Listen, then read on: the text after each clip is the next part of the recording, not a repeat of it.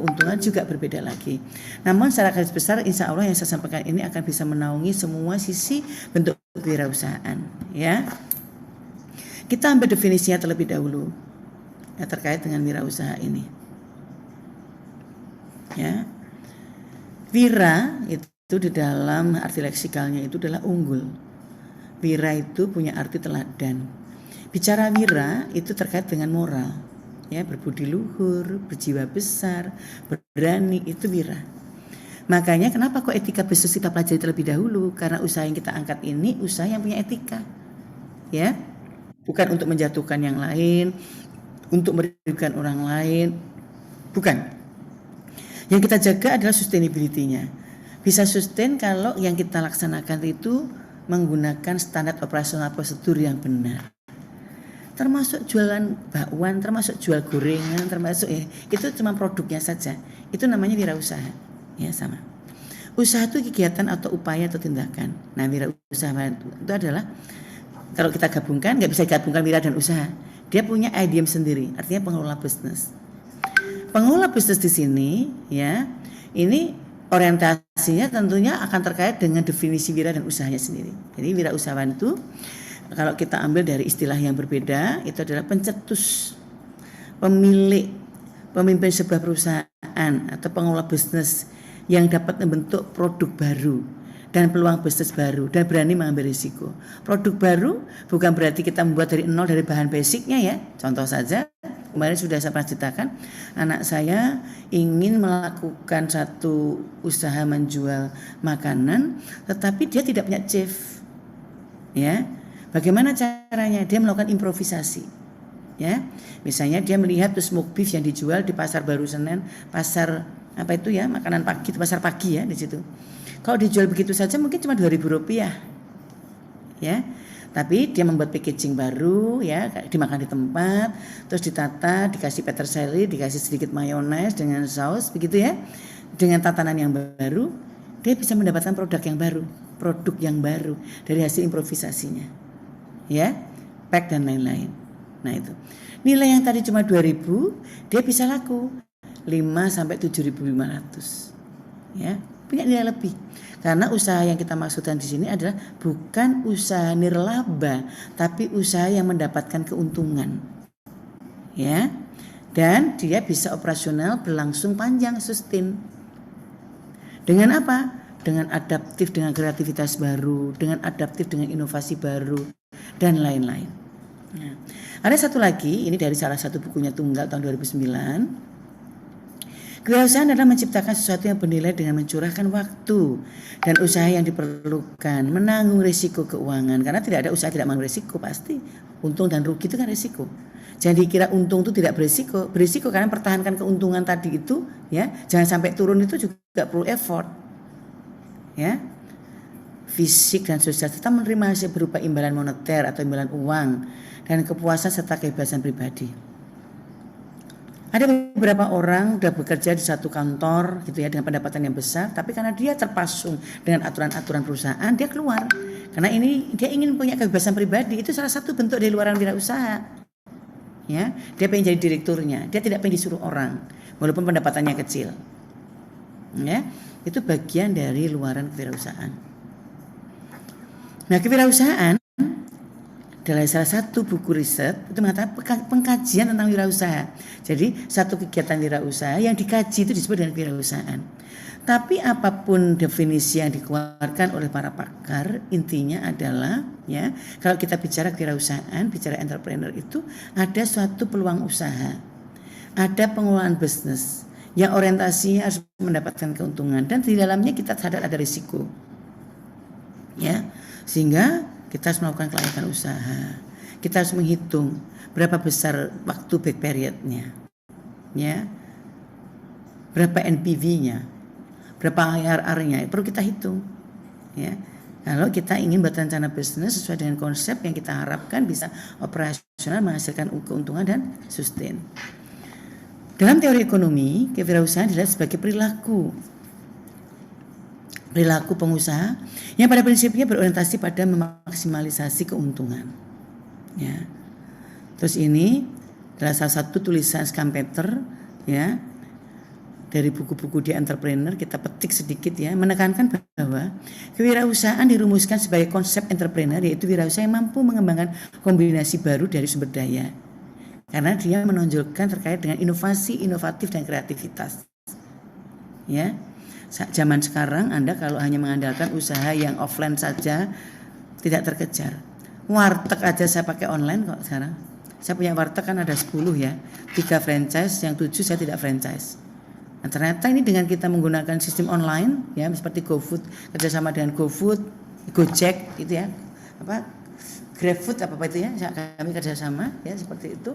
Ternyata pemasukannya lebih besar karena orang sekarang mending nutul daripada dia datang ke warung. Ya, sedangkan masakan-masakan di warteg itu kan masakan yang disenangi oleh masyarakat kebanyakan. Kalau hanya pegawai-pegawai kantor dia tiap hari harus makan di mall, nggak akan mungkin cukup, nggak akan mungkin. Tapi mereka ada di gedung besar ya, terus dia tidak ingin datang ke warteg karena mungkin panas ya. Padahal dia pengen makanan-makanan yang memadai dengan gaji yang dia miliki, ya salah satunya adalah dengan warteg tadi itu. Bahkan yang di Balai Kambang itu kami kerjasama dengan salah satu kantor ya. Kita siapkan untuk makanan siang mereka, tapi dia harus kombinasi setiap minggu ganti menu ya, seperti itu. Pakar ilmu sosial cenderung mengembangkan sikap hemat, menabung, kerja keras dan lain-lain terkait dengan wirausaha. Jadi seekonomis mungkin dana yang dikeluarkan untuk mengeluarkan satu produk tapi keuntungannya besar. Selalu orang usaha itu berpikirnya seperti itu. Karena wirausahaan itu tidak bisa menghidupi, dia harus bisa menghidupi dirinya sendiri. Ya, karena entrepreneur tadi. Terus salah satu buku lagi, ini buku yang cukup lama tahun 1955 dari Harris Peters ya. Kewirausahaan itu adalah proses menciptakan sesuatu yang lain dengan menggunakan waktu dan kegiatan disertai modal. Ya, dan risiko tentang menerima balas jasa dan kepuasan serta kebebasan pribadi. Menerima balas jasa ini adalah keuntungan. Ya. Apa tujuan berwirausaha?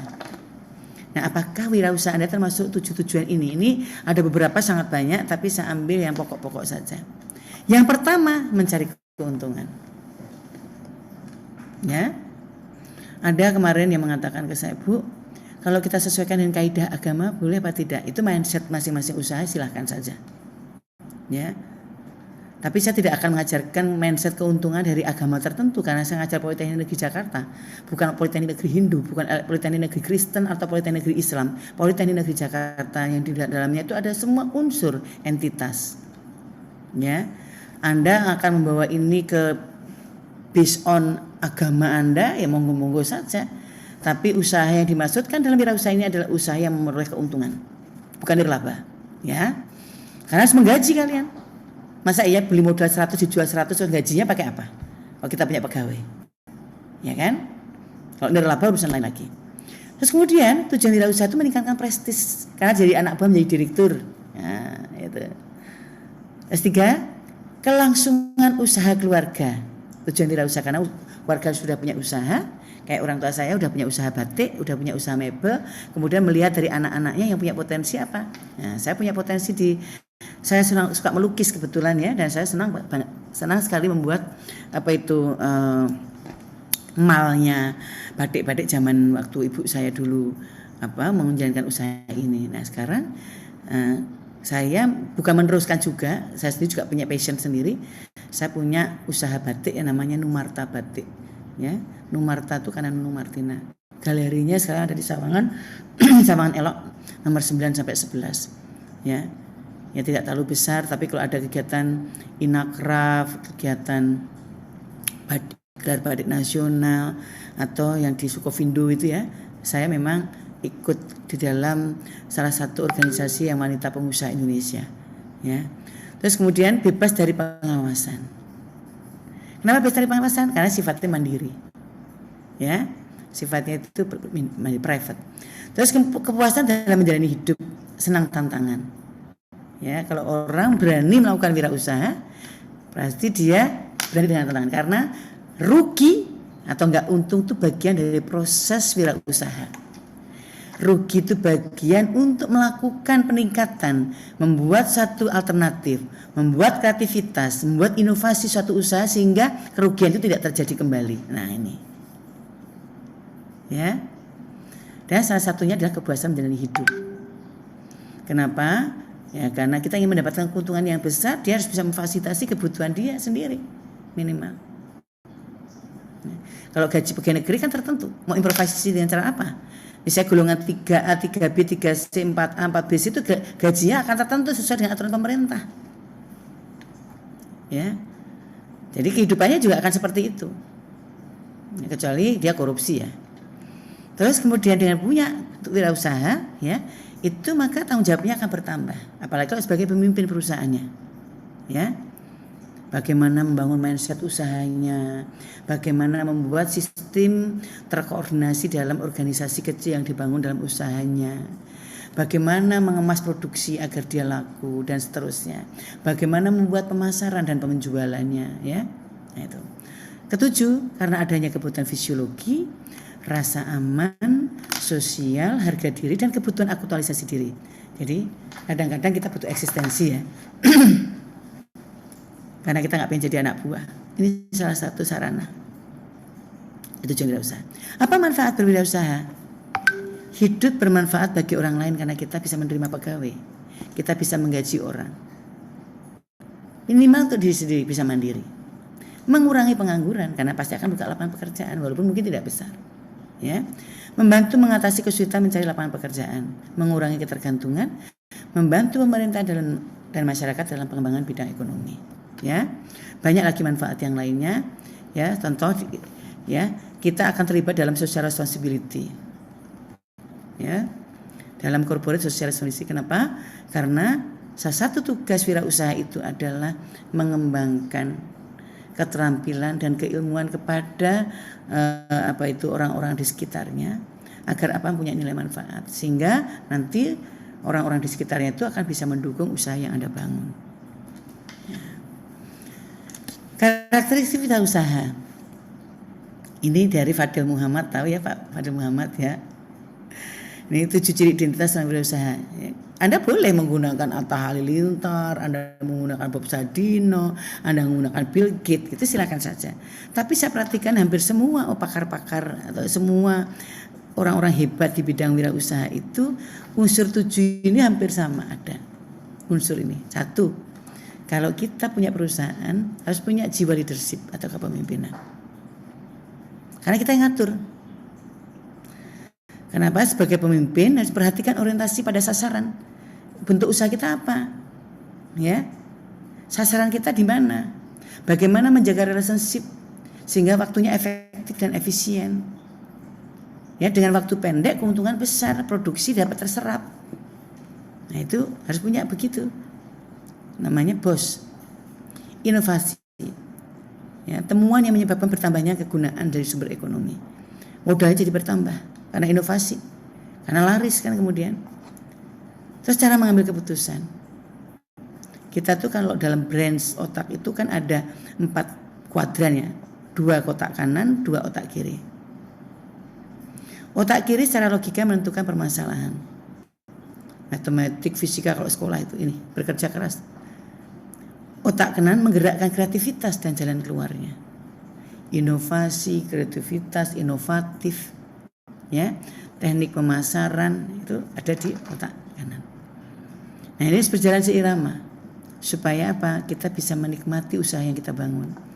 Karena nanti akan menjadi menyenangkan. Termasuk rugi itu adalah bagian dari satu proses usaha itu akan menjadi berhasil. Terus sikap tanggap terhadap perubahan. Ya. Setiap beragam dianggap sebagai peluang yang datang. Ya. Contoh, waduh sekarang semua serba online. Buat dong packaging. Ya. Kalau kita usahanya makanan yang bisa dikirim ke seluruh Indonesia dan tidak rusak makanannya. Saya juga kaget pada waktu kemarin itu, ya, saya bisa mendapatkan dabu-dabu ikan cakalang dari Manado sampai ke Jakarta dan rasanya masih segar. Dengan divakum, ya, ikan dabu-dabu, ikan cakalang dabu-dabu dari Manado itu sampai ke tempat ya 1,5 hari lah 2 hari masih segar dan enak sekali. Sama kalau kita beli di Biotika yang dekat Senayan itu di kalau kita menuju ke Plaza Senayan ya itu kita akan melewati satu rumah makan di pertigaan itu sebelum ke Mustopo itu namanya rumah makan Manado Biotika. Itu mahal sekali dan rasanya memang seenak itu, ya. Nah, itu termasuk tanggap terhadap perubahan. Ya. supaya kita bisa meraih pasar lebih banyak. Bekerja ekonomis dan efisien, bekerja dengan smart, cerdas, pintar dan bijak untuk mencapai hasil yang maksimal. Ya. Harus agile. Agile itu kalau bisa cepat kenapa pasti lambat. Ya. Kalau bisa mereka ngambil sendiri, nggak diantar ya. Terus karena kita harus mengurangi nilai produksi lebih sedikit, ya kenapa tidak dihitung? Kalau kita bisa bayarnya misalnya menggunakan account, ya kenapa mesti harus membayar langsung pakai uang cash? Ya. Jadi kita adaptif ya. Terus kita setiap usaha apapun harus punya visi ke masa depan. Jadi rencana ke depan apa itu sudah kita pikirkan. Ya. Terus kemudian sikap terhadap risiko. Wirausahawan itu adalah penentu risiko, bukan penanggung jawab risiko. Ya. Yang menentukan risiko yang akan terjadi apa itu sudah kita tentukan duluan supaya kita nggak kaget, nggak pingsan. Keputusan yang diambil telah dibatasi dan diukur, kemudian diperkecil risiko dengan inovasi dan kreativitas. Jadi kita jangan menggambarkan ya satu risiko yang akan terjadi dan kita tidak mampu memberikan solusinya. Jadi risiko itu kita tentukan terlebih dahulu. Oh, saya dagang begini risikonya itu busuk. Saya dagang seperti ini resikonya itu akan tidak terkirim tepat waktu. Saya dagang begini itu akan resiko dengan kita berhadapan dengan biaya cukai. Itu sudah kita pikirkan semua. Ya, kita membatasi kemampuan kita, resiko yang akan terjadi yang bisa kita tanggung itu seperti apa. Ya, supaya apa? Ya kita jangan sampai itu rugi. Ya. Nah, terus kalau kita ada resiko lebih, tapi kemampuan kita misalnya resikonya 10 nih, tapi kemampuan kita 7, supaya bisa sampai 10 bagaimana? Ya melakukan inovasi, kreativitas. Gitu ya. Nah, karakteristik wirausaha yang lain ya, ini saya rangkum dari beberapa masukan kok tadi khusus dari Fadil Muhammad. Yang pertama, percaya diri. Kalau kita akan bangun usaha, harus confidence. Ya, kita tidak perlu tergantung dengan karena itu usaha yang dari usaha kita ya. Jangan menimbulkan nggak bisa terjadi ketidaktergantungan. Nah, jadi tidak tergantung terhadap orang lain. Ya, terus pribadinya mantap, kuat pada pendirian, optimis. Jadi prasangkanya itu baik. Ya. Sekarang saya sedang mencoba membuat usaha packaging ya. Karena setiap kali menjelang Lebaran, Tahun Baru, Natal itu orang butuh packaging. Ya, karena dia ingin mengisi di dalamnya dengan sesuatu yang mereka sukai. Jadi dia tidak ingin selalu pesan hampers atau pesan apa saja dengan instan di dalamnya oleh vendornya. Nah, saya sedang berpikir bagaimana caranya membuat kemasan dari kecil besar tapi itu memenuhi kebutuhan dari pelanggan. Saya sedang berpikir bagaimana kebutuhan mesin cetaknya, mesin dan lain-lain, ruangan untuk mereka memproduksi ya. Nah, itu sedang coba saya pikirkan berapa modal yang mesti harus disiapkan, terus bentuknya ini supaya bisa setiap produksi habis itu kerjasamanya dengan siapa, UMKM. Contoh gini, batik Pati Kudus Jepara, terus kemudian Juwana itu yang batik-batik lasem itu, dia memproduksi batik tapi saya perhatikan orang belinya lembaran ya. Nah, ini sedang saya coba lakukan kerjasama dengan mereka, memberikan packaging di dalam penjualan batiknya. Nah, yang supply nanti saya, dan itu kan kebetulan tergabung dalam satu UMKM ya, yang saya termasuk membantu mengelolanya. Saya menyewakan satu tanah cukup luas di Kebun Jati begitu ya, untuk mereka produksi. Nah, ini saya mau coba orientasikan seperti itu. Nah, itu harus dibuat studi kelayakan ya. Saya sudah mikirkan untung dan ruginya apa gitu ya. Kalau namanya packaging itu ya, selama tidak langsung diberikan mereknya bisa dilakukan dengan cara yang lain, maka akan bisa digunakan untuk apa saja. Jadi jangan sekali-sekali sesuai pesanan yang dengan jumlah tertentu sudah dibayarkan, Anda menggunakan merek permanen, nanti kalau sisa nggak bisa dipakai. Nah, itu harus dilakukan itu kayak gitu ya. Jadi kita lihat nih orientasi lingkungan dulu, mana yang memerlukan, kira-kira apa yang kita, ternyata di sana tidak ada satupun yang memproduksi packaging itu, termasuk sekarang menangani limbahnya, bagaimana mengangkut limbah itu kemudian jadi produk luaran lagi yang bermanfaat dan punya nilai lebih. Nah, sementara kalau dari produksi batik saya sudah jadi taplak meja, sudah menjadi bagian dari ornamennya bando. Yang ini kita kirim-kirim ke luar negeri semua, terus kemudian ornamen pada kerudung diletakkan di ujungnya, begitu ya, bukan yang polos seperti ini. Nah itu ya, dengan bunga-bunga yang kecil-kecil seperti itu, gitu ya, terus dibuat di ujungnya, di segitiga bisa simetris asimetris, digambar terlebih dahulu, dan itu dikerjakan oleh pengrajin tanpa menggunakan jahitan tangan. Nah itu coba saya lakukan. Nah, wirausaha itu seperti itu, melihat apa yang dibutuhkan. Oh, ternyata di luar tuh butuh yang seperti ini ya. Mereka itu butuh yang unik, yang klasik, yang heritage, yang kayak seperti itu. Nah, kita masuk di dalamnya, ya. Harus mau belajar. Terus orientasi pekerjaan dan hasil, kebutuhan atau haus akan prestasi. Orang di wirausaha itu, ya kalau orang di bekerja itu, dia kepengen meningkat, prestasinya itu meningkat terus, pendapatannya bertambah terus, inovasinya berubah, selalu begitu. Ya. Gak usah jauh, beras itu kan bahan pokok kan, sekarang aja dijual macam-macam. Ada beras yang dijual di all fresh itu, dia dijualnya itu 1 on atau 2 on. Jadi kalau kita pergi ke luar negeri, kita bawa rice cooker yang kecil, jadi setiap itu tinggal dimasukkan, dijualnya begitu di vakum. Di all fresh itu Jalan TB Simatupang, karena kebetulan saya ada rumah di apartemen di Kebagusan dan di Tanjung Barat ya. Jadi saya kalau beli buah pasti ke situ, dibuat begitu. Ya. Beras tuh padahal hanya dengan packaging ya. Nah itu bisa dicampur beras merah, beras hitam sama beras putih, itu juga di packaging isinya 1/4 kilo, ada yang se-on, ada yang 2 on kayak gitu ya. Nah itu takaran-takaran mungkin untuk yang mereka berpola hidup sehat. Berorientasi pada laba atau hasil. Nah ini kata tekun, jadi nggak bisa begini, sekarang keuntungan besar, lengah-lengah, leha-leha, nggak bisa. Ritmenya itu kalau dalam wirausaha itu sama, bahkan meningkat. Dan tabah itu kenapa? Usaha itu ada kemungkinan rugi. Ya, saya ada menulis di Instagram saya. Kalau Anda bergabung di Instagram saya, itu saya upload itu pendapat dari salah satu itu juga idola saya. Itu saya tulis begini, bentar ya.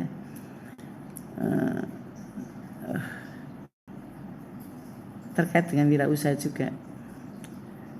Jadi usaha itu resikonya itu laba, mendapatkan laba, resikonya, bahkan resiko laba itu resiko mana. Saya lupa, saya upload itu karena begitu banyak ya. Jadi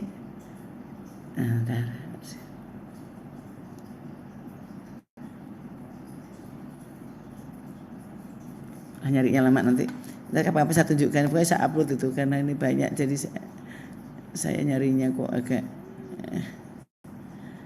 agak sedikit sulit. Ini pendapat yang benar menurut saya, itu canggih deh ini pendapatnya ini. Ya. Jadi salah satu risiko dari usaha itu adalah untung.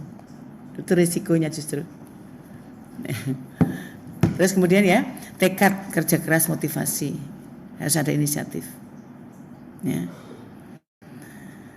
Kemudian ketiga adalah siap menghadapi risiko, mampu mengambil risiko, suka pada tantangan. Terus punya jiwa kepemimpinan yang baik, mampu memimpin. Karena dalam usaha itu kalau dia corporate, minimal 3 orang. Pertama adalah bosnya, direktur. Kedua bagian keuangan. Ketiga bagian pemasaran. Ya, kenapa kok keuangan sama direktur tidak boleh dijadikan satu? Ini lemahnya satu usaha kalau direktur sama bagian keuangan jadi satu. Udah pasti dijamin tidak beres. Usaha itu tidak kenal keluarga sebenarnya. Karena uang itu tidak kenal saudara. Jadi jangan sekali-sekali Anda bangun usaha, keluarga datang terus gak usah bayar. Nanti kamu hitungnya susah. Biarkan mereka bayar dulu, bahwa kemudian uang itu akan diganti, itu urusan lain. Apalagi kita pakai sistem. Itu bukan jahat, bukan. Kita tetap empati terhadap keluarga, tapi caranya jangan dimasukkan di dalam mekanisme usaha. Gagal, udah pasti gagal. Udah saya alami itu. Saya dulu punya warnet namanya Natnet. Nat itu Nana Danang. Anak saya laki-laki yang pertama. Saya buatkan itu. Ya. Pertama punya 1, 2 sampai di kompleks Sawangan Elok itu saya punya berapa counter itu. Tahun dulu berapa itu ada mulai internet itu. Rugi 140 juta akhirnya saya. Kenapa? Karena saudara, adik kandung. Susah kalau saudara kandung negurnya. Ya kan? Kita percaya disetor, kadang-kadang kita nggak buka itunya, tapi nggak disetor. Nah, kayak gitu. Mau diapain adik? Mau di penjara? Nggak mungkin. Nah, ya. Terus keorisinilan. Ini dapat bergaul dengan orang lain ya, kepemimpinan yang baik itu. Karena apa? Kita harus menjaga relasi. Walaupun jualan warteg, orang yang beli warteg itu adalah nasabah. Ya. Saya pernah satu kali saya ke pasar induk, di situ kan ada warteg saya ya. Saya kalau datang ke warteg ya saya jualan seperti orang jualan di warteg. Itu tahun 2019 saya waktu yang ini ketemu mahasiswa PNJ. Mahasiswa PNJ rumahnya di Kramat Jati. Anda tahu Kramat Jati kan? Kramat Jati kan dekat pasar induk, tahu nggak? Kramat Jati. Ada yang tahu nggak? Dari rumahnya di Jakarta. Kan pasar induk di Kramat Jati kan? Nah, ibu datang ke sana. Namanya warteg ibu, wartegnya Barokah namanya. Datang ke situ. Nah, saya biasa kan melayani itu mahasiswa saya itu tahun 2019 liatin saya. Saya juga lupa kalau udah di warteg kan nggak mikir tuh Mas. Dia ngeliatin saya ngeliatin dia.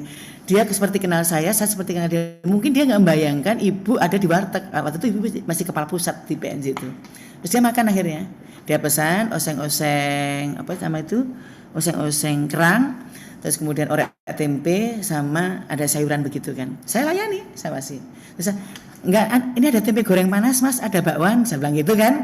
Kalau penjual kan harus begitu. Jadi kok rencana dia beli 10.000 itu ya jadi 20.000. Pokoknya apa saja kita tawarin itu supaya laris kan.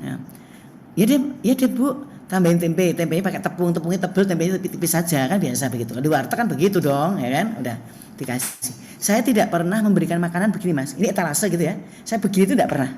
Pasti saya muter Terus anak itu ngomong begini. Bu, mohon maaf deh. Ibu kayaknya dosen PNJ ya gitu. Ibu Bu Nunung ya? Iya, ibu dosen PNJ kan? Iya. Ya Allah, ibu ternyata ibu betul ya jualan warteg. Dia enggak sangka gitu kan. Loh, emang kamu siapa? Aku kan muridnya ibu semester 7 kata gitu. Masya Allah gitu. Tapi saya tetap melayani sebagai penjual gitu. Mau ngunjuknya air putih atau air teh gitu kan. Jadi, ibu udah mau ngunjuknya air putih apa air teh? Air putih saya ambilkan gelas-gelas yang gede itu loh, kasih air putih. Ya, saya tetap tawarin yang lain karena ada perkedel jagung gitu. Perkedel jagungnya enak loh. Pokoknya saya itu kalau jualan, orang yang rencana mau beli nasi sama sayur itu jadi nasi sama ayam, nasi sama tempe, pokoknya harus nambah. Gimana caranya? Cara komunikasi harus gitu. Jangan sampai dia beli cuma 10.000, kok beli 30.000. Gimana caranya itu? Nah, udah gitu udah selesai makan kan, makanya tuh ada jeruk kan kecil-kecil gitu di pasar induk kan, kalau beli jeruk kan satu kotak tuh pisang segala macam. Emang gue lo cuci mulutnya lo ada pisang ini pisang gitu. Piye caranya harus beli pisang? Sabar begitu. Nah itu anak buah saya begitu semua rata-rata. Ya. Terus ini ya dapat bergaul dengan yang lain. Jangan mengukur diri kita lebih tinggi dari yang lain. Pedagang itu, yang namanya pedagang itu pelayan. Tahu nggak? Nih ownernya itu pelayan. Kalau nggak nanti gimana nasabah kita lari toh, ya toh. Itu manis-manis kita. Matur suwun nggih Mas, nanti jangan lupa balik lagi. Besok ada menu yang baru, misalnya gitu. Besok ada soto loh, karena soto itu kita kalau soto harinya tertentu. Shop juga tertentu, nggak tiap hari ada. Gitu, misalnya Jumat soto gitu ya. Kalau yang langganan, Bu, Jumat soto nih, ada nggih? Ada. Ya. Kita harus ramah, ya. Terus yang kelima original, inovatif. Kita memperbaharui terus saja. Ya. Kalau ada sesuatu yang baru kita ikut tren. Kreatif, ya. Fleksibel. Fleksibel itu bukan harga 700 jadi harga 500 jangan, ya. Ya, fleksibel itu begini. Ya kalau nunggu kembalian aja nggak usah nunggu direktur lah. Misalnya begitu ya. Gitu.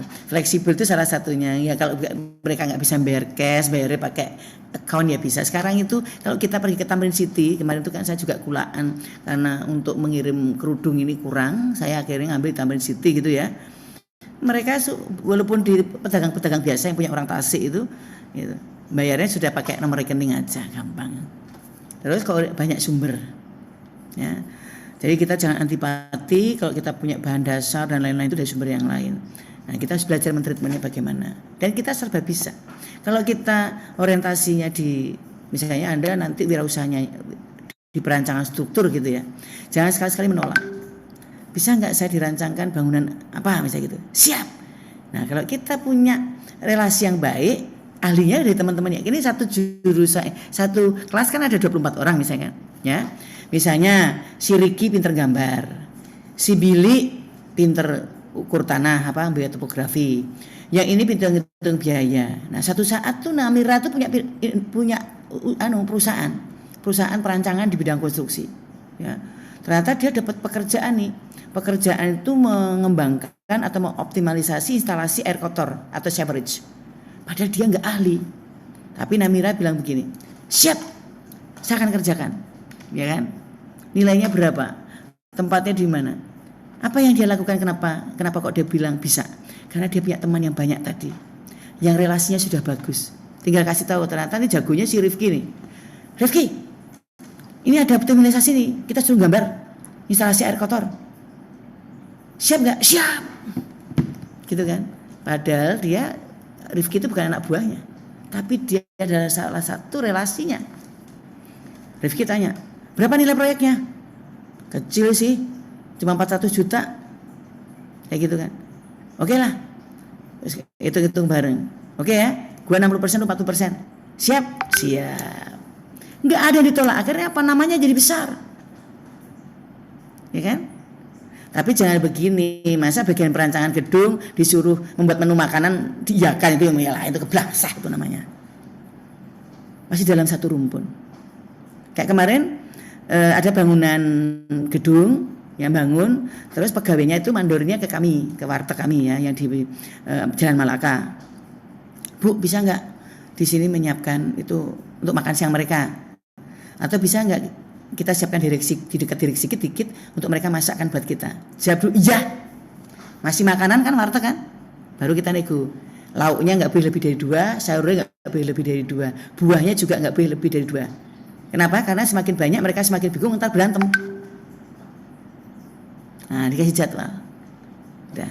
Terus karena tempatnya ternyata kecil, untuk masak kami susah, udah nanti kita kirim. Dia nyiapkan mobil box, apa itu namanya? Kalau gitu loh, box untuk ngangkut makanannya. Kita harus agile, diterima itu. Siap. Sehari ya 200 box. Karena box itu nanti kertasnya dibuang, kita beli yang namanya apa itu? Yang kayak plastik gitu ya, untuk nasi, untuk apa itu. Bisa dipakai lagi kan? Kayak gitu.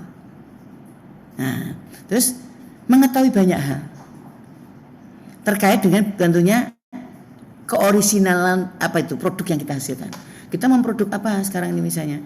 Oh, saya akan membuat suatu produk online yang memasarkan bahan bangunan. Jadi bagaimana caranya? Saya tidak punya toko bangunan, tapi toko bangunan itu akan kami data, kita bantu untuk memasarkan secara online. Jadi kalau nanti dia akan beli pasir di Bekasi, ya lewat online, nanti dari Bekasi ngirim. Gitu kan? Kita buatkan. Seperti Gojek kan? Anda nggak perlu punya mobilnya, Anda nggak perlu punya apa-apanya, tapi Anda membangun sistemnya. Gimana Billy? Cocok gak Bill? Nah itu, kita jadi orang hebat semua. Ibu nggak malu jualan warteg? Ibu nggak malu punya refleksi. Nah suatu kali pernah nih ya, di daerah Sawangan saya punya namanya gemar pijat namanya ya. Jadi saya kan karena senang pijat, saya pijat di situ. Terus ada bapak-bapak sama ibu-ibu pijat, kok pulang? Nggak jadi. Saya tanya lah sama pegawai Sawangan namanya Iban, itu kok ibunya? Ini ibunya maunya dipijat sama terapis perempuan, ini kan nggak masuk. Panggil. Kenapa? Ibu yang pijat. Hah, ibu? Kan saya kenapa saya buka itu saya harus tahu tekniknya, karena jangan sampai ada yang komplain. Saya ikut belajar, ya. Jadi kalau ini misalnya kaki, cara kayak gini nih, ya, cara mijit gininya. Ya saya belajar ini, ya. Minimal buat suami sendiri, tapi nggak pinter banget. Saya dipanggil kenapa? Saya takutnya dia nggak datang lagi nanti. Untung cuma sejam. Saya terapis. Ya kaki itu ada yang bau, ada yang wangi, biasa saja disemprot dulu lah. Itu yang namanya usaha itu begitu. Di sini tetap wakil direktur enggak apa-apa. Emang kenapa wakil direktur? Ya toh? Kan jabatan yang lain. Ini kan prestis juga. Akademisi. Wakil direktur gitu loh ya. Walaupun tunjangannya mungkin 1/4 dari warteg enggak ada. Ya gimana Rifki? Ya kan? Warteg itu dim-dim saja begitu tuh minimal bersih 15 juta pasti dapat tiap bulan. Udah membayar pegawai, udah macam-macam, udah bayar kontrakan. Lah kalau dari pegawai negeri tunjangan wakil direktur 15 juta ya di penjara no. Kan ada SBM-nya, 2,5 lah paling. Gimana? Tapi kan pakai batik nih, nah, pakai batik, pakai lipstik, pakai bedak, ya toh, cuantik begini toh, parfumnya wangi, semprot kiri kanan. Di warteg ndak usah, ya kalau wangi kemeringat gembrobiyo so netes kabeh begini, tidak bisa. Itu dah, itu. Gimana? Jadi jauh dari kesombongan, jauh dari ketamakan. Itu. Tapi kita bisa banyak berbuat, ya, berbuat kepada banyak orang. Terus, ya, orientasi ke masa depan. Warteg aja berorientasi masa depan. Di wartegku tuh pakai itu loh, ada CCTV-nya, ada mukanya, ada laporan-laporan itunya ada. Nih ya, saya tunjukkan laporan mau nggak? Saya kasih contoh ya. Nih, saya tak stop share dulu ya. Saya tunjukkan salah satu laporan warteg saya ya. Tapi itu suami ya. Yang ngumpil kan, yang mengompilasi itu suami saya. Ini contoh. Nanti kamu biar lihat keuntungannya, biar semangat. Tapi nggak mesti ini salah satu. Saya akan menunjukkan salah satu usaha saya. Makanya ngajak wirausaha. Kalau nggak ada contoh dia usaha apa ya percuma, ngobrol doang. Bentar ya, saya bukain sebentar. Sabar war sini. Kok nggak bisa dibuka sini? Lah malah hang ini bagaimana?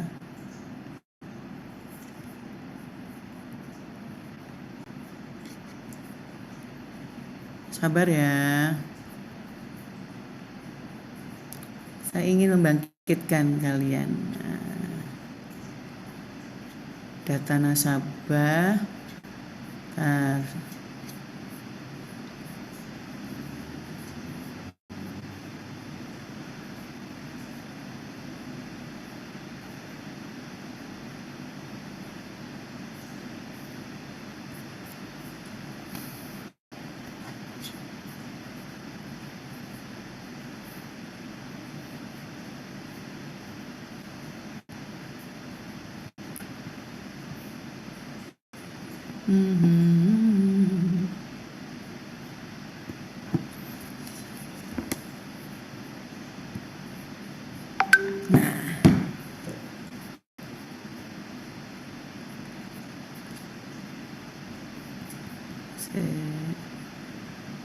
Yang baru September, sobat September.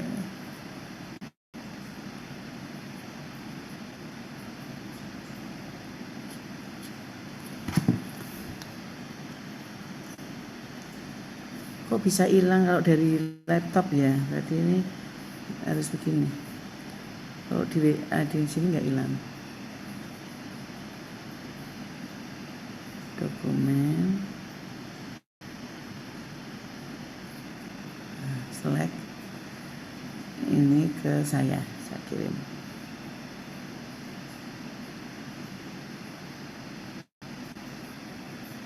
Terus kemudian saya tunjukkan lagi sebentar ya,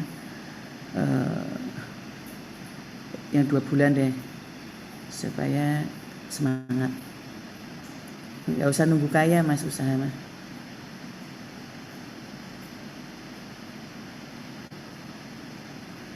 Nah ini, select, saya kirim ke WA saya. Nanti juga saya tunjukkan, saya ada yang batik, yang apa ini saya tunjukkan. Nah, sekarang itu warteg aja udah canggih kayak gini coba. Nih lihat. Nggak kebayang kayak dulu. Nih. Mana tadi ya? Nunung. Ini laporan warteg saya. Saya download ya di sini. Warteg tuh udah kayak gini loh mas, ngalang-ngali kampus tuh. Aduh, kayak gini coba. Rizky, Zaira mana? Ini ada Billy ya, Billy lihat nih. Ini warteg ini. Ini cuma usaha salah satu kan, saya mencontohkan punya saya ya. Nih. Ini di daerah mana ini? Duren Sawit. Nah. Pemasukannya 74 juta. Ini untungnya. Gimana Rifki, sebulan nih pilih. Gimana coba, pengen enggak? Saya udah nggak ngapa-ngapain, saya tetap dandan jalan-jalan, tetap aja ngajar kamu biasa. Nah, jelas seperti ini. Nah, saya sudah mikirkan bayar kontrakan dan lain-lain. Sudah seperti ini. Saya sudah nggak mikirkan ruko, sudah dibayar rukonya, sewanya. Jadi walaupun milik pribadi, rukonya tetap dibayar. Dihitung. Ngerti nggak? Ya. Udah canggih seperti ini laporannya itu. Ya, saya bikin grup di sini. CPB 216. Ini laporan harian, misalnya gitu ya. Laporan harian begini aja.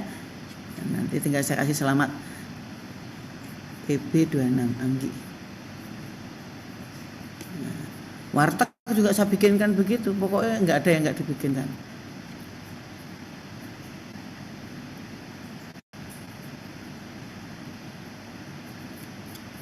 Ini ke atas ya. Pokoknya saya paling amin, makanya liburannya pokoknya gitu-gitu. Amin, amin. Gitu aja. Dia ngirimin apa itu laporan-laporannya.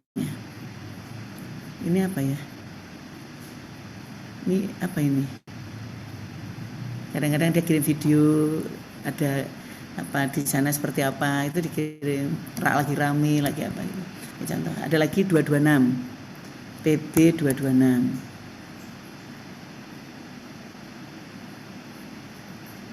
Semua saya buka, buat teknologi udah canggih kok. 226. Nah, ini laporan harian 226. Ada. Ya, ada apa itu? Ambiar Cafe, Ambiar. Nah, Resto. Saya punya juga Resto Ambiar. Ya. Jadi adaptif dengan apa? Teknologi saat ini. Warteg loh padahal itu. Warteg Mas, bayangin aja. Saya bisa, ini kan ada CCTV ya, di sini bisa dicek tuh. Nah, CCTV saya madep ke depan dan dekat kasir, karena orang tidak mungkin lewat pintu, nggak lewat dari situ, jadi bisa dihitung jumlah orangnya. Tapi saya nggak setiap hari saya hitung, saya sampling aja. Kalau saya sampling, hitungnya beras. Kalau dia habis beras sehari 100 kilo gitu ya, sekilo itu untuk 6 orang, berarti ada 600 membeli kan, ya nggak?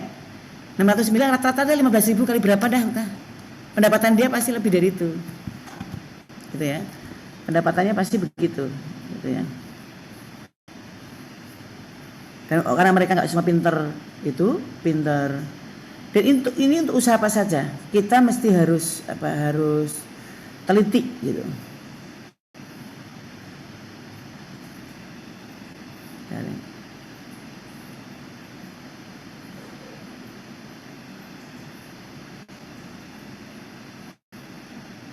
Mungkin kalian bertanya gini, ibu pakai orientasi enggak dalam waktu itu? Nah, waktu apa itu? Nih, saya cari. Saya 21. Gak bisa di download ya, heran saya mah. Nah, nih. Rata-rata tuh pemasukan tuh 2,3, 2,2, 2,4, 2,5 gitu ya. Ini pendapatannya ini setiap hari nih, kayak gini nih. Dia laporan tak kasih begini. Nah, dia dapat segini. Itu udah bersih.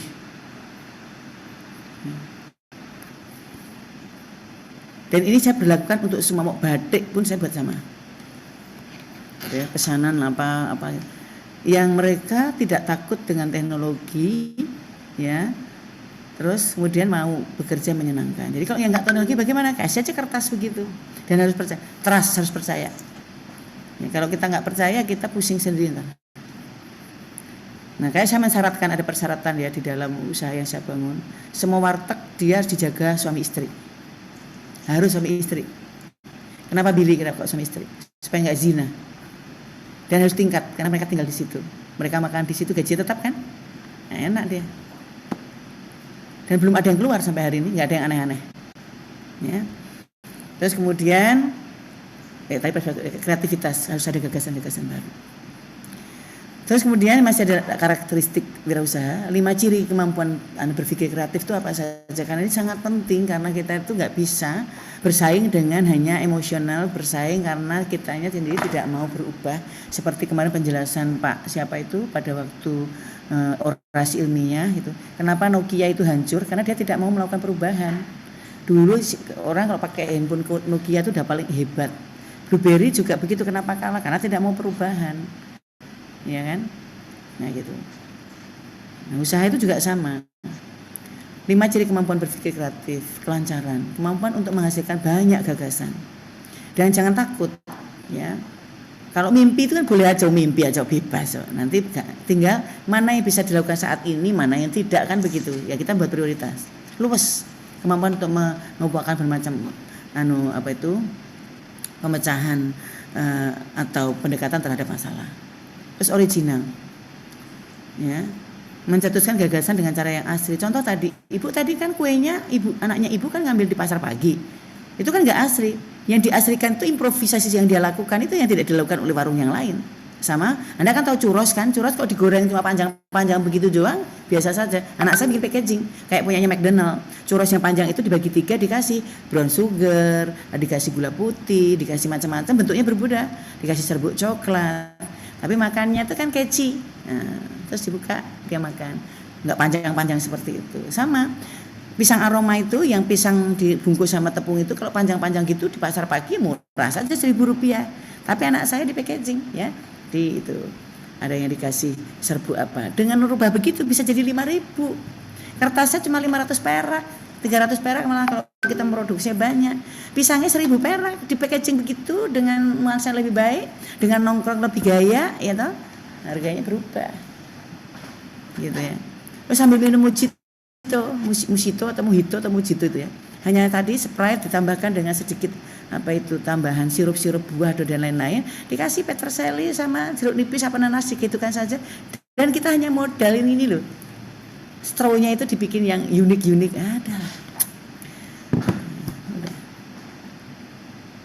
Tapi yang tadi butuh relasi, butuh teman, ya, yang mau berkunjung, ya.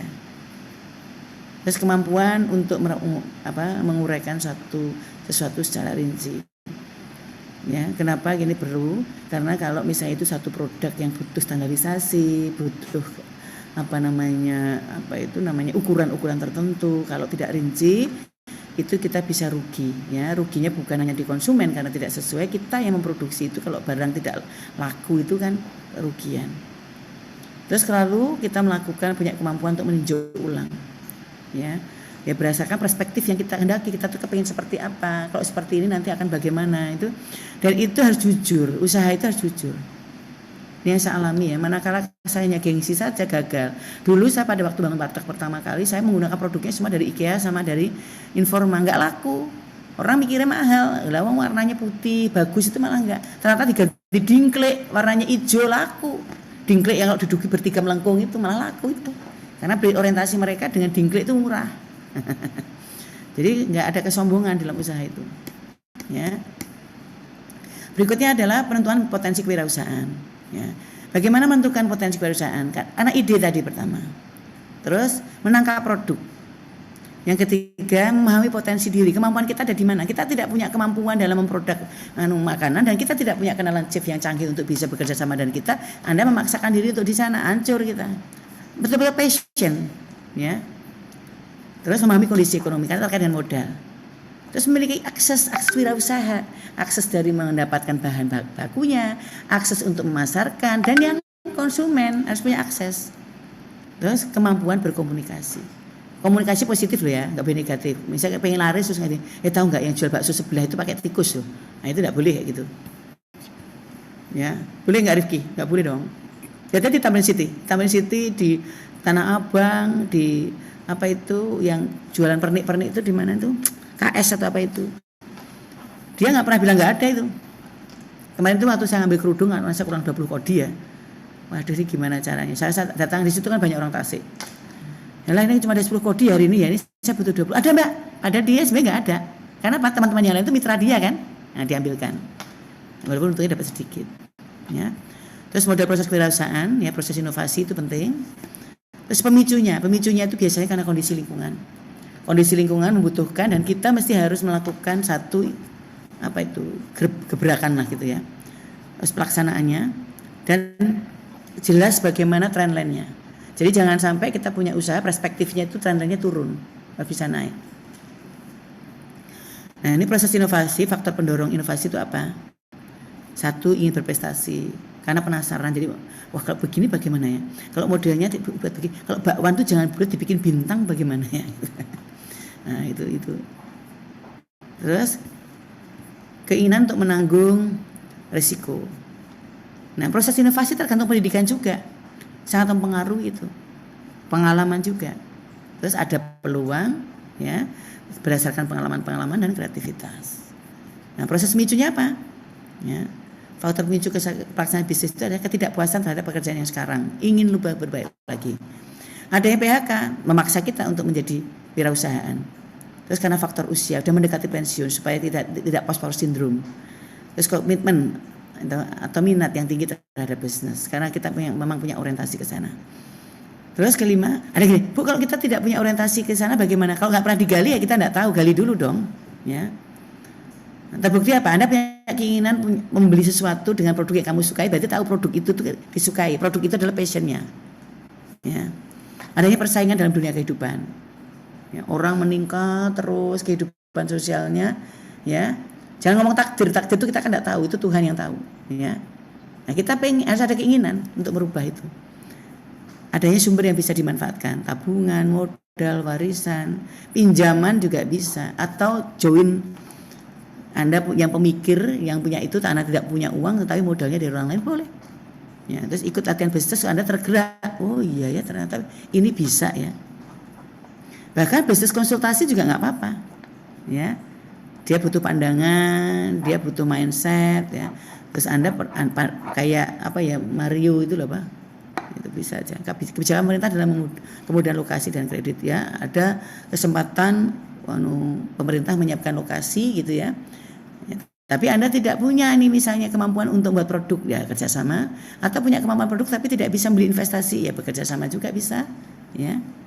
Hutang juga boleh ya kalau memang itu dimungkinkan mampu mengalihkan. Terus ada hubungan dan relasi dengan orang lain. Ada tim yang dapat diajak kerjasama dalam usaha ya. Ada dorongan dari orang lain untuk membuka usaha. Kecuali Anda cuma distributor ya. Nah itu mungkin personal juga bisa. Terus adanya pengalaman. Terus proses pelaksanaan pada waktu kita menjalankan usaha. Faktor pendorong pelaksanaan itu apa? Adanya seorang wirausaha yang sudah siap mental. Ya, siap mental. Secara total. Ini biasanya usaha turunan ini. Adanya manajer utama sebagai tangan kanan atau pembantu utama. Karena kita bukan punya kemampuan untuk sebagai pemimpin atau leader. Di pelaksanaan loh ya ini. Ya. Kalau kita nggak punya kemampuan untuk memimpin, kita menjalankan usaha berantakan dah pastilah. Contoh ngatur uang, mana uang yang untuk belanja, mana untuk uang untuk modal, mana uang untuk keuntungan. Dan kita cara bagi keuntungan harus betul. Yang pertama pembagian keuntungan dipisahkan dulu, mana yang keuntungan akibat modal usaha. Misalnya saya bertiga, saya usahanya 50 juta, yang lain 25 juta. Terus kemudian punya keuntungan nih, keuntungan 20 juta. Dari 20 juta itu disepakati di pertama. Yang dibagi berdasarkan modal berapa? Yang dibagi berdasarkan itu tadi job description itu berapa? Yang dikembalikan untuk modal supaya itu untuk mengembangkan usaha itu berapa? Itu harus jelas. Nggak boleh, nggak enak dengan teman nggak boleh. Atau gini, udah usaha ini nggak ada terpaksa pakai rumahku dulu nggak boleh. Rumah itu aja dihitung kontrak. Saya punya resto namanya Ambiar Cafe. Nah sekarang saya serahkan tangan kedua karena kita sulit memantau juga ya. Saya yang punya rukonya ya kan bertingkat itu ya. Itu punya nilai sendiri ya kan. Keuntungannya hasil terakhirnya saya dapat sendiri gitu ya. Di Jalan Sawangan, Jalan Baru Sawangan itu ada namanya Resto Ambiar Cafe, itu punya saya. Terus proses pertumbuhan, faktor pendorong bisnis. Ada tim yang kompak. Nah, ini sulit tapi bisa dilakukan. Makanya tadi harus ada job description. Yang utama tidak boleh direkturnya sebagai keuangan juga. Itu yang utama. Yang minimal kok 3 direktur keuangannya, terus kemudian bagian pemasaran. Produksi semua harus bekerja di produksi kalau masih kecil. Ada strategi yang tepat, ya. Ada struktur dan budaya yang mendukung, dan ada produk yang dibanggakan. Keuntungan menjadi wirausaha apa? Terbuka peluang mencapai tujuan yang dikehendaki sendiri, wong namanya wirausaha. Idealisnya begitu. Kita mendemonstrasikan potensi seseorang secara penuh. Ya, saya tuh kan suka melukis ya. Di batiklah saya bisa mengeksplorasi, sampai saya mengadakan lomba batik di Blora waktu itu. Akhirnya hasil lomba itu dipakai untuk seragam di Kabupaten Blora. Karena saya orang Cepu, orang kampung saya. Cepu itu kecamatan, kabupatennya Blora. Membantu masyarakat dengan usaha-usaha konkret. Yang terakhir nih, menjadi bos. Ya biar cuma bartek, yang penting kan bos. Kelemahannya apa? Nah ini yang suka, kalau orang yang tidak struggle itu nggak bisa ini. Memperoleh pendapatan yang tidak pasti dan memikul berbagai risiko. Ini kalau yang nggak sanggup itu kan pengen langsung kaya susah. Jika risiko diantisipasi secara baik, maka wirausaha telah menggeser risiko tersebut. Masalahnya kita nggak siap dari awal. Makanya risiko termasuk yang kita prediksikan. Usaha ini risikonya apa? Usaha ini risikonya apa? Risiko itu jadi dipikirkan, tapi sesuai dengan kemampuan. Kalau risiko itu lebih dari kemampuan kita, jangan diambil usaha itu. Jangan sekali-sekali. Misalnya Anda mau jadi kontraktor, ya, akan melaksanakan pengennya usaha yang bisa melaksanakan bangunan. Nilai targetnya 1-100 miliar misalnya gitu ya. Pikirkan resikonya. Kalau sampai nggak terbayarkan karena kita harus pikirkan tuh gimana caranya. Kalau harus hutang, ada nggak barang tanggungan yang akan kita serahkan kepada bank? Gitu pikir.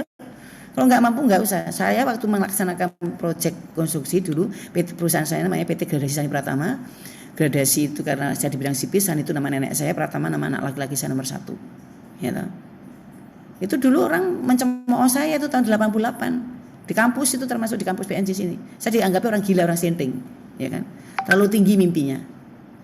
Proyek pertama zaman dulu 88 itu tahun 200 juta buat saluran gorong-gorong saluran air di Buah Batu.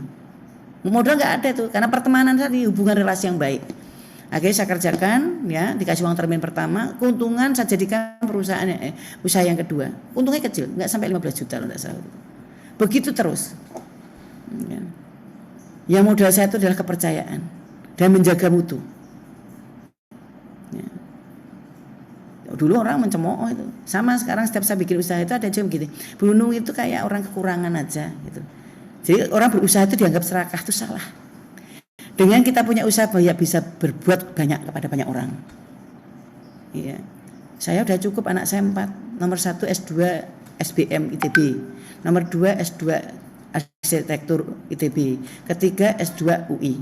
Sekarang dia megang di GNV sebagai manajer, umurnya masih 26 tahun. Udah manajer. Konsultan terbesar di dunia nomor 2 setelah Deloitte. Ya. Yang satu di Gojek. Sudah juga manajer. Ya. Yang keempat lulusan ITB geodesi, besok berangkat ke Swedia bersama calon istrinya, tapi harus kawin dulu, umurnya masih kecil-kecil. Anak saya nikahnya muda semua, 22 tahun sudah saya nikahkan semua. Takut saya kalau nggak mau kawin nggak usah pacaran, ya kan. Jadi udah kelihatan pacaran, kawin, rezekinya nambah. Ya, itu cucu udah banyak. Itu ini umurnya berapa di sini? Rifki umurmu berapa? Aku Rifki 20, Bu. Wajahnya Rifki itu kayak ponakanku, makanya aku wajahku ke Rifki aja. Berapa, Rif? Saya masih 20, Bu. Nanti lulus nanti langsung nikah ya, Rif? Insya Allah, Bu. Ibu termasuk orang yang agak katanya itu heritage ya. Saya tuh nggak tahu kenapa anak saya aja waktu kelas 3 SMA di SMA 1 Depok ya, ini ada yang di negeri situ. Pacaran, saya gini kan. Mas apa nggih? Kenapa, Mam? Udah nikah aja. Lah masih SMA suruh nikah Mami mah, kata gitu. Loh, enggak apa-apa kamu nikah, kan enak, maksud kok belajar bisa bareng, tapi ya yang cewekmu ya kamu dibayari sama itunya kamu, karena Mami takut sih. Kenapa kamu berdua-duaan takut kenapa-napa? Besok katanya bilang gitu saya. Padahal itu bener saya itu. Makanya dia selesai sekolah gitu ya. Nah, lulus kerja, saya lihat ini udah dekat kawin, kalau enggak kawin putusin. Nah, karena saya minta kawin ya saya biayai semua. Nah, saya minta Dan orang tua kalau sampai nggak setuju berarti itu membuat anak perempuannya hidup celaka. Iya dong. Kalau ada seorang ibu yang anak laki-lakinya ingin menikahkan itu pasti orang ibu yang tanggung jawab, tuh ya nggak? Wah sekarang alhamdulillah. Lihat dia berhasil itu begini. Kalau orang sudah menikah, ya bersyukur saya diberikan rezeki sedikit, anak-anak saya menikah pasti saya belikan rumah dan kendaraan sedikit sanggup ya, karena dia laki-laki terutama supaya dia terus memberikan kehidupan yang layak buat istrinya. Tapi di sisi lain ternyata dia bisa kok beli rumah sendiri, beli kendaraan sendiri buat istrinya, ya punya supir buat anaknya berdua, bisa nyekolahkan di JIS, SD aja bayar 45 juta masuknya, ya kan? 26 tahun berarti kan hebat. Siapa bilang nggak bisa, ya kan? Tadi anak saya semua usaha. Dulu sebelum pandemi, sekarang dia mulai lagi. Kan ada Car Free Day tuh kalau di daerah Garut Subroto ya kan, ya nggak Rif? Di situ. Tahu nggak Mas Danang Mbak apa? Cool box, isinya minuman, namanya Numarta Kawista. Itu seperti Javanese Cola begitu dia bikin, dia geledek tuh. Padahal dia udah kerja, udah jadi middle manager. Pakai sepatunya gitu, dia nawarkan satu persatu. Ini adalah karena dia pengen bikin Starbucks versi dia sendiri. Nah ini dia sedang nawar tempat di Kemang di situ, dia kepengen. Kenapa Rif? Karena usaha. Karena nggak takut dengan tantangan. Dia prediksi semuanya kemungkinannya. Jadi punya usaha itu tidak hanya gelar meja terus jualan, bukan. Ini kita belajar rencana bisnis benar. Bahkan usahanya cuma jualan pastel sekalipun. Tuh. Dan nggak boleh takut. Ya, kelemahannya itu. Terus bekerja keras dan waktu atau jam kerjanya panjang. Nggak kenal lelah ini. Bahkan mau tidur aja masih mikir.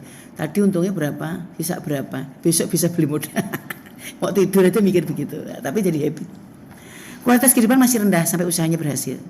Ini yang tidak sanggup, maunya tuh dagang sebulan terus untung besar, beli mobil baru lah ya. Mungkin loh. Tanggung jawabnya sangat besar. Ya, banyak keputusan yang harus dibuat. Banyak sekali karena berhubungan dengan pihak lain. Dan yang dihadapi itu adalah human, manusia itu loh. Dagang kok yang jual kambing enggak ada. Gitu. Komunikasi harus betul. Apalagi kalau saya lagi buka dagangan batik ya. Kan di Nakraf di Jakarta Hotel Convention Center itu ya. Udah batik saya itu kan rapi-rapi, di apa itu dibongkarin semua, dicoba terus gini. Ih maaf dong nggak jadi karena nggak ada yang cukup. Kan pergi kan. Tapi saya selalu mengajarkan anak buah saya. Jawabannya gini, terima kasih, nanti kalau ada kesempatan datang lagi, siapa tahu yang diinginkan ada. Nggak marah-marah. Kan ada yang dibongkar-bongkar malah marah, jangan. Hubungan baik itu yang mereka datang, ih mbak ini baik deh, gitu. Kemarin waktu aku kesini, itu datang lagi dia tuh. Oh mbaknya pengen seperti ini, kita coba buatkan. Kalau nggak gini, mbak boleh minta kontaknya nggak? Nanti kalau ada model yang seperti itu saya hubungi ya, gitu. Puadari artinya sebenarnya kesel nih Rif. Kesel itu kenapa? Udah dilipet rapi-rapi, diwadul, mana-mana gitu nggak jadi beli itu mbak. Terus dicoba kiri kanan, wah itu. Ini termasuk batik Numarta batik yang saya pakai ini. Ini termasuk Numarta batik outer ya dari produksi kami sendiri. Ya. Nah, jadi nggak takut di usaha ya. Beberapa faktor kritis memulai usaha baru. Satu, personal, menyangkut aspek-aspek kepribadian seseorang. Karena lo bukan struggle, sulit. Karena orientasinya itu resiko adalah bagian dari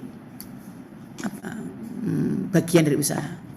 Kalau orang yang nggak kuat nggak bisa. Sociological, menyangkut masalah hubungan dengan family dan sebagainya itu.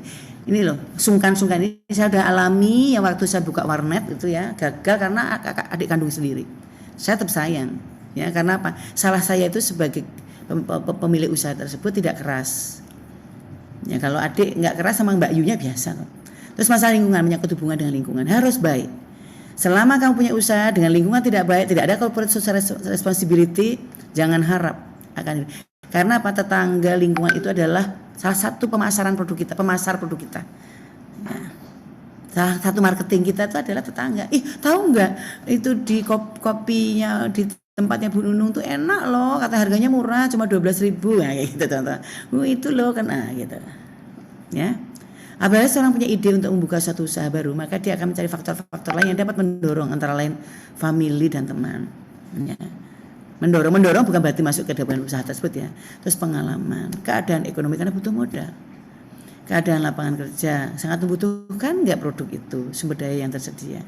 Ya, persyaratan utama berwirausaha ya supaya berhasil, mempunyai modal, bekerja keras, mengkalkulasi harga pokok, harga jual dan memprediksi, nanti kita ajarkan dalam studi kelayakan, punya strategi berpikir dan bertindak terhadap adanya perubahan, mengutamakan kepuasan konsumen bukan kepuasan diri sendiri. Ya. Bukan senengku. Oh, sekarang tuh mereka mau kalau makanan yang ditaruh di plastik tuh yang gampang dibukanya yang pakai klip, apa itu plastik yang diklip itu kan. Saya tuh kalau beli makanan bukanya susah, pakai cari gunting sulit itu ada malas beli lagi saya mah. Nah. Terus mempunyai strategi berpikir dan bertindak terhadap adanya perubahan. Cepat ya, maksudnya adaptif, agile. Terus mengutamakan kepuasan konsumen. Ya, mengendalikan usaha melalui tadi analisis SWOT. Ya. Kita tuh kekuatannya di mana, kelemahannya di mana, ya. Strength, weakness, ya opportunity, threat atau kekepan bahasa Indonesia ya. Meningkatkan ketangguhan wirausaha melalui manajemen pembinaan motivasi, semangat, kerjasama dan risiko. Ya, nah saya kira itu yang perlu saya sampaikan. Konsep kewirausahaan ini sangat penting bahwa kita membayangkan usaha itu tidak semudah yang memang kita bayangkan, namun sangat bisa kita lakukan karena tadi lebih kepada menggali passion kita. Ya, gimana Namira? Akankah kita membuat usaha? Ya, contoh ya. Ini kan ini apalah barang apa ini? Nemtak ini ya. Apa kayak gini nih. Dan ini saya punya teman di Kota Gede ya. Kota Gede itu Yogyakarta ya. Dia bisa bikin di belakangnya di foto pakai laser. Kulitnya itu ada gambar, ada yang saya bawa enggak? Saya ada yang bawa. Di foto laser kulit gitu, di foto laser. Saya bawa enggak? Jadi kalau ini namanya, terus kalau di bagian ini ada foto lasernya, nanti ada fotonya sama pacarnya, sama suaminya gitu loh. Kulit padahal. Dan Masya Allah tuh larisnya minta ampun, dan akhirnya dikembangkan. Bisa nggak tas, bisa nggak dompet. Tanpa disengaja apa? Terjadi perkembangan kan. Dia tidak mikirkan bikin dompetnya mas. Ya. Dia tidak mikirkan bikin apanya. Dia akhirnya dompet-dompetnya tetap diambil dari Jogja tempat yang lain, dia yang mikirkan lasernya doang, ngerti nggak? Tapi nama produknya menjadi nama produk dia kan, dari Kota Gede, gitu. Jadi sekali lagi usaha itu tidak melalui dari bahan dasar, tidak selalu dari hasil improvisasi bisa kita klaim menjadi usaha kita kan, karena produk akhir yang kita buat tadi itu. Ya, Anda bisa dalamnya sama-sama handuk, tapi packagingnya Anda buat sendiri. Sekarang dikasih produk nih, ya, Matthew apa gitu misalnya, ya Matthew ya, dibikin produk begitu. Packagingnya dibikin yang gahar gitu ya, kertasnya warna hitam, terus gambarnya apa gitu. Padahal dalamnya handuk warna hitam. Pokoknya handuknya warna hitam dengan ornamen apa, tapi yang penting hitam karena metal kan gitu kan. Itu padahal ya handuk. Karena kita bicara ornamen dan packaging saja, harga 50.000 bisa 100.000. Tapi khas. Kepikir enggak? Nah, kita selalu berpikir yang berat-berat. Memang yang repot makanan. Makanan kalau tidak punya kerjasama yang bagus ya, jangan sekali-sekali buka mandiri. Mending franchise. Ya. Oke, saya kira pertemuan hari ini cukup. Bersyukur ya. Nah, kita bisa bertemu insya Allah minggu depan, jangan sampai ada kegagalan waktu lagi ketemu Gusti Allah. Ini udah saya pindahkan, sebenarnya saya udah izin karena Rabu itu Rapimti. Saya pindahkan Senin jamnya itu sekitar jam, nanti saya kasih tahu ya. Sudah saya bisa pindahkan jamnya. Ini hari Selasa ya ini ya. Oh bukan, maaf ya PJJ. Ya, ini tetap. Oke. Saya kira itu pertemuan hari ini. Sekarang mulai lagi diskusi bersama teman-teman dengan masukan konsep wirausaha ini mana ya yang kira-kira aku sampai nanti minggu depan per kelompok saya akan minta menentukan usaha apa yang dipilih, siapkan paparan 2 atau 3 slide saja usaha masing-masing yang dibuat oleh teman-teman apa, terus memilih apa, alasannya apa. Oke? Minggu depan ya. Oke. Belum ada assignment, nanti setelah diputuskan baru dimasukkan assignment, itu yang akan kita gunakan untuk membuat rencana bisnis. Berantem nggak apa-apa, bertiga, keras-keras kepalaan nggak apa, pokoknya usaha. Berikan justifikasi ke teman sekelompok ini bahwa usahaku ini paling mungkin. Nah, itu ya. Saya kira itu, terima kasih banyak. Mohon maaf kalau ada kekurangan, mohon maaf Ibu beberapa hari ini agak sulit. Pokoknya pasti Ibu akan komunikasikan ya. Jikalau Ibu tidak bisa hadir di tepat waktu, mohon dimaklumkan keadaan saya sebagai pimpinan. Terkadang kita tidak bisa menghindari. Contoh hari ini tiba-tiba datang KPK karena permasalahan Universitas Negeri Lampung yang kemarin ada temuan sampai masuk penjara. Sekarang semua diperiksa. Termasuk kita bersyukur PNJ tadi baru diperiksa sampai jam 12, nggak ada temuan sama sekali. Sekarang sistemnya lagi dilihat. Insya Allah kalau di PNJ mah nggak ada yang aneh-aneh kayaknya ya, semua pakai web sih ya. Begitu, terima kasih banyak. Selamat siang, saya foto dulu ya. Oke, mohon maaf lahir batin kalau ada kekurangan. Assalamualaikum warahmatullahi wabarakatuh. Ibu live ya. Terima kasih Bu. Terima kasih Bu. Tapi Ibu kok nggak tanya sih? Nggak ada pertanyaan kan tadi ya? Ada nggak? Nanti dia tanyanya besok waktu presentasi ya. Ibu kok lupa? Namanya nggak ingat ya, lupa. Ya, dah, assalamualaikum.